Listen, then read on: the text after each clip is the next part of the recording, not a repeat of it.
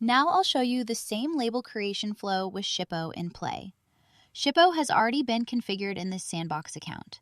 I'm going to open an order that I want to ship, and from here I can see that Shippo is selected as the carrier. From here, I can view all of the available rates. The important thing to know is that this sandbox is connected to my Shippo account. I'll log into Shippo here so you can see that connection.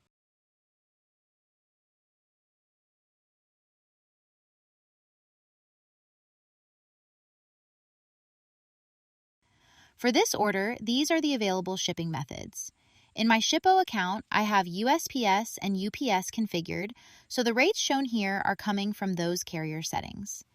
From here, I can still apply the same shipping rules in Ordoro and decide which carrier or service should be used.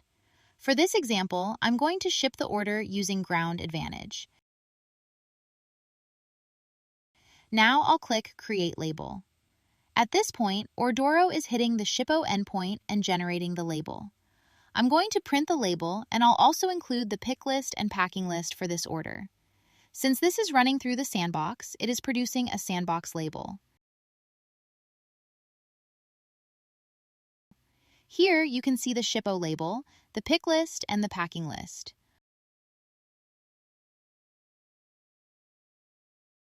Once the label is created, I can go back into my Shippo account and look under Shipments. The label I just created in Ordoro now appears here in Shippo. Here is the tracking number that was just created. This shows the back and forth communication between Ordoro and the Shippo account. The labels generated inside Ordoro are also visible inside Shippo. Instead of going directly to the carrier, Ordoro sends the request through Shippo, and Shippo keeps a record of those labels. The reason it works this way is because this setup uses a gray label integration.